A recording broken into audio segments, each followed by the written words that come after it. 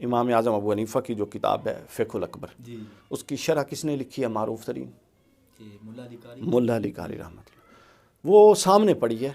اگر کسی کو شک ہوگا تو میں 7 تصویریں لگوا دوں گا۔ ملا علی قاری نے باب قائم کیے ہیں، باب،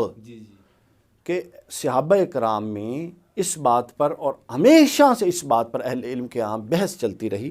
کہ حضرت علی افضل ہیں یا حضرت عثمان رحمی۔ اگر یہ اتنا قطعی عقیدہ تھا تو ملا علی قاری کو اس پر بحث کرنے کی کیا ضرورت تھی؟ اچھا، ملا علی قاری نے اس پر بحثیں کی، ٹھیک ہے۔ پھر اسی طرح کچھ لوگ سیدنا عمر اور سیدنا ابو بکر کی افضلیت میں بھی دو رائے رکھتے ہیں، اور یہ بھی ملا علی قاری نے لکھا ہے اس میں۔ الحمدللہ رب العالمین والصلاة والسلام علی سید الانبیاء والمرسلین وعلی آلہ واصحابہ اجمعین۔ سامعین و ناظرین، تحریک منہاج القرآن کے پروفیسر ڈاکٹر علی وقار نے عقیدہ افضلیت شیخین، اس کی جو قطعیت ہے اور اس پر جو امت کا اجماع ہے، اس کو مشکوک بنانے کے لیے موصوف نے اپنی طرف سے بہت سارے اشکالات پیش کیے، اور ایڑی چوٹی کا زور لگا کر اس نے اس بات کو ثابت کرنے کی کوشش کی کہ اگر کوئی بندہ حضرت ابو بکر صدیق اور حضرت عمر فاروق رضی اللہ تعالی عنہ سے کسی دوسرے صحابی کو افضل کہتا ہے تو اس بارے میں اس بندے پر کوئی فتویٰ نہیں لگتا، وہ سنی کا سنی ہی رہتا ہے۔ اور اس پر ایک اشکال اس نے پیش کرتے ہوئے حضرت ملا علی قاری رحمۃ اللہ تعالی علیہ، ان کا نام لے کر ان کی شرح فقہ اکبر کا حوالہ دیتے ہوئے یہ کہا کہ ملا علی قاری رحمۃ اللہ تعالی علیہ، آپ نے اپنی کتاب شرح فقہ اکبر میں حضرت عثمان غنی اور مولا علی کے درمیان جو افضلیت میں اختلاف ہے، اس اختلاف کو ذکر کر کے اس پر بحث کی ہے۔ تو موصوف کہنے لگے کہ اگر یہ عقیدہ افضلیت والا اتنا ہی قطعی ہوتا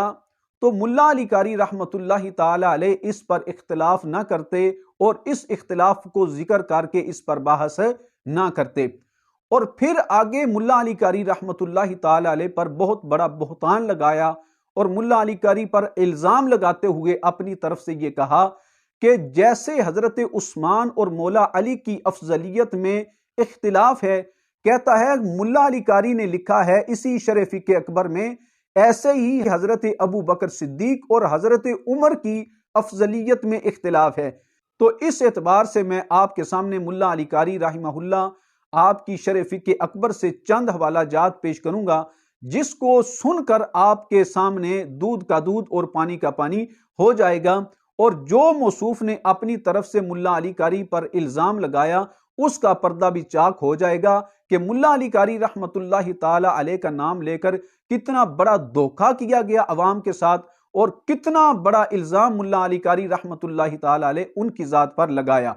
اس پر ملا علی قاری رحمۃ اللہ تعالی علیہ آپ کے حوالہ جات پیش کرنے سے پہلے آپ کے سامنے حضرت امام بہقی کی کتاب الاعتقاد سے ایک حوالہ پیش کرنا چاہتا ہوں۔ اس میں حضرت امام بہقی رحمہ اللہ آپ نے امام شافعی رحمۃ اللہ تعالی علیہ کا ایک قول نقل کیا۔ امام شافعی فرماتے ہیں مختلف احد من الصحابۃ والتابعین فی تفضیل ابی بکر وعمر وتقدیمہما علی جمیع الصحابۃ۔ امام شافعی رحمۃ اللہ تعالی علیہ آپ فرماتے ہیں صحابہ کرام اور تابعین میں سے کسی ایک بندے نے بھی حضرت ابو بکر صدیق اور حضرت فاروق اعظم کی افضلیت کا انکار نہیں کیا۔ اور آگے فرماتے ہیں وَإِنَّمَا اخْتَلَفَ مَنِ اخْتَلَفَ مِنْهُمْ فِي عَلِيٍّ وَعُثْمَانَ۔ حضرت امام شافعی فرماتے ہیں اگر کسی نے افضلیت کے مسئلے میں اختلاف کیا ہے تو وہ اختلاف حضرت عثمان اور مولا علی کی افضلیت میں ہے، حضرت ابو بکر صدیق اور حضرت فاروق اعظم کی افضلیت میں نہ کسی صحابی نے اختلاف کیا ہے اور نہ ہی کسی تابعی نے اختلاف کیا ہے۔ یعنی صحابہ اور تابعین کا اجماع ہے افضلیت شیخین پر، اور یہ حضرت امام شافعی رحمہ اللہ آپ صحابہ کرام اور تابعین کا اس پر اجماع نقل کر رہے ہیں کہ کسی ایک صحابی اور ایک تابعی نے بھی افضلیت شیخین میں اختلاف نہیں کیا۔ لیکن 1450 سال گزر جانے کے بعد یہ علی وقار منہاج القرآن والا یہ کہتا ہے کہ جس طرح حضرت عثمان و علی کی افضلیت میں اختلاف ہے، ایسے ہی حضرت ابو بکر صدیق اور حضرت فاروق اعظم کی افضلیت میں اختلاف ہے، اور پھر اس کو منسوب کرنا کہ ملا علی قاری نے لکھا ہے، یہ بہت بڑا دھوکہ، بہت بڑا الزام ہے حضرت ملا علی قاری رحمۃ اللہ تعالی علیہ آپ کی ذات پر۔ اس پر ہم مطالبہ کرتے ہیں تحریک منہاج القرآن اور بالخصوص ڈاکٹر علی وقار سے کہ ملا علی قاری رحمۃ اللہ تعالی علیہ آپ کی شرح فقہ اکبر سے وہ کون سا مقام ہے جس مقام پر ملا علی قاری رحمۃ اللہ تعالی علیہ آپ نے فرمایا ہے کہ جس طرح حضرت عثمان و علی کی افضلیت میں اختلاف ہے، ایسے ہی حضرت ابو بکر صدیق اور حضرت عمر کی افضلیت میں اختلاف ہے، ذرا اس کا حوالہ عنایت فرمائیں۔ تو اس پر میں آپ کے سامنے ملا علی قاری کا جو موقف اور آپ کا جو عقیدہ ہے اس پر چند دلائل آپ کی شرح فقہ اکبر سے آپ کے سامنے عرض کرنا چاہتا ہوں۔ یہ صفحہ نمبر شرح فقہ اکبر کا 111 ہے۔ حضرت امام ملا علی قاری رحمۃ اللہ تعالی علیہ آپ فرماتے ہیں وَتَفْضِيلُ أَبِي بَكْرٍ وَعُمَرَ رضی اللہ تعالی عنہما متفق بین اہل السنہ۔ ملا علی قاری رحمۃ اللہ تعالی علیہ آپ فرماتے ہیں حضرت ابو بکر صدیق اور حضرت فاروق اعظم کی افضلیت پر اہل سنت و جماعت کا اتفاق ہے۔ اور آگے لکھتے ہیں وَهَذَا التَّرْتِيبُ بَيْنَ عثمان وعلی رضی اللہ عنہما ہوا ما علیہ اکثر اہل سنہ۔ آگے لکھتے ہیں کہ اسی ترتیب سے حضرت عثمان غنی اور حضرت مولا علی کی افضلیت ہے، اور یہ جو حضرت عثمان غنی کی مولا علی پر افضلیت ہے یہ اکثر علماء اہل سنت کا یہ نظریہ اور عقیدہ ہے۔ اور آگے لکھتے ہیں خلافا لما روی عن بعض اہل الکوفہ والبصرہ من عکس القضیہ، لیکن اہل سنت و جماعت کے اکثر علماء کا جو مذہب ہے وہ یہ ہے کہ حضرت عثمان غنی حضرت مولا علی شیر خدا سے افضل ہیں۔ اس کو لکھنے کے بعد ملا علی قاری رحمۃ اللہ تعالی علیہ آپ فرماتے ہیں ثم اعلم ان جمیع الروافض واکثر المعتزلہ یفضلون علیا علی ابی بکر رضی اللہ تعالی عنہ۔ ملا علی قاری فرماتے ہیں اس بات کو جان لے کہ تمام روافض اور اکثر معتزلہ جو ہیں ان کا یہ نظریہ ہے، اکثر معتزلہ اور تمام رافضی جو ہیں وہ حضرت مولا علی شیر خدا کو حضرت ابو بکر صدیق سے افضل کہتے ہیں۔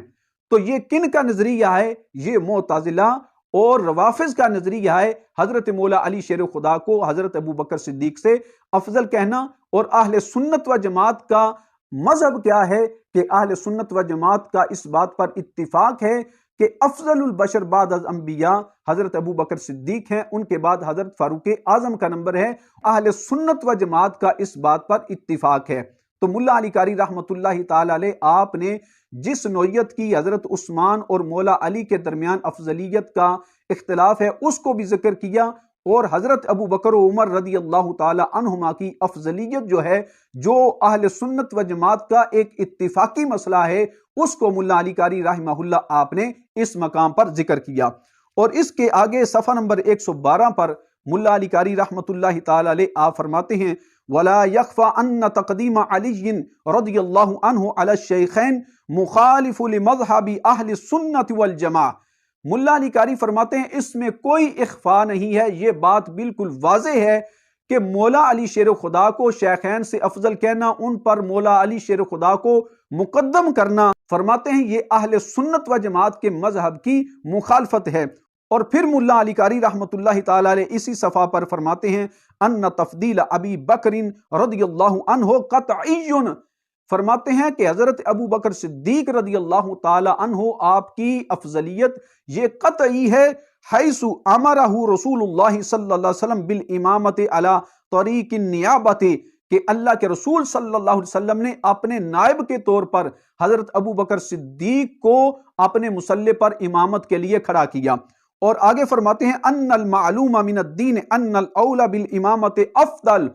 فرماتے ہیں کیونکہ سب سے زیادہ امامت کا مستحق وہ ہے، شریعت کے اندر یہ بات بالکل طے شدہ ہے کہ جو افضل ہو سب میں وہ سب سے زیادہ مستحق ہے امامت کروانے کا۔ تو اللہ کے رسول صلی اللہ علیہ وسلم آپ نے تمام صحابہ اور تمام اہل بیت میں سے سب سے افضل حضرت ابو بکر صدیق کو سمجھا، اس لیے نبی پاک صلی اللہ علیہ وسلم آپ نے اپنا مصلی حضرت ابو بکر صدیق کے حوالے کیا، اور نبی پاک صلی اللہ علیہ وسلم آپ نے تمام صحابہ اور اہل بیت کا امام حضرت ابو بکر صدیق کو مقرر کیا۔ اور پھر اسی کتاب کے صفحہ نمبر 108 پر حضرت ملا علی قاری رحمۃ اللہ تعالی علیہ آپ فرماتے ہیں ہوا افضل الاولیاء من الاولین والآخرین۔ ملا علی قاری رحمۃ اللہ تعالی علیہ فرماتے ہیں حضرت ابو بکر صدیق آپ تمام اولیاء اولین و آخرین سب سے افضل ہیں۔ یہ حضرت ملا علی قاری رحمۃ اللہ تعالی علیہ آپ نے حضرت ابو بکر صدیق کی افضلیت اور اس کی جو قطعیت ہے اس کو ملا علی قاری رحمۃ اللہ تعالی علیہ آپ نے اس انداز میں بیان کیا۔ اب علی وقار منہاجی جو ہے اس کا یہ کہنا کہ حضرت ملا علی قاری نے یہ لکھا ہے کہ جس طرح حضرت عثمان و علی کی افضلیت میں اختلاف ہے، کہتا ہے اسی طرح حضرت عمر اور حضرت ابو بکر صدیق کی افضلیت میں اختلاف ہے، اور اس کو حضرت ملا علی قاری کے کھاتے میں ڈال دیا۔ تو ہم پوچھتے ہیں ملا علی قاری نے اپنی شرح فقہ اکبر کے اندر کس مقام پر یہ الفاظ لکھے ہیں؟ ہمیں وہ الفاظ دکھاؤ، وہ مقام دکھاؤ۔ تو جو حضرت ملا علی قاری رحمۃ اللہ تعالی علیہ کا عقیدہ ہے اس کو میں نے شرح فقہ اکبر سے آپ کے سامنے واضح کر دیا ہے۔ اللہ تبارک و تعالیٰ کی بارگاہ میں دعا ہے خالق کائنات جل شانہ ہم سب کو مسلک حق اہل سنت و جماعت پر استقامت عطا فرمائے، اور اللہ تبارک و تعالیٰ کی بارگاہ میں دعا ہے اللہ تبارک و تعالیٰ ایسے نیم ملاؤں سے اللہ تعالیٰ سادے لو مسلمانوں کی حفاظت فرمائے، آمین بجاہ النبی الکریم الامین صلی اللہ تعالی علیہ وآلہ وصحبہ وبارک وسلم۔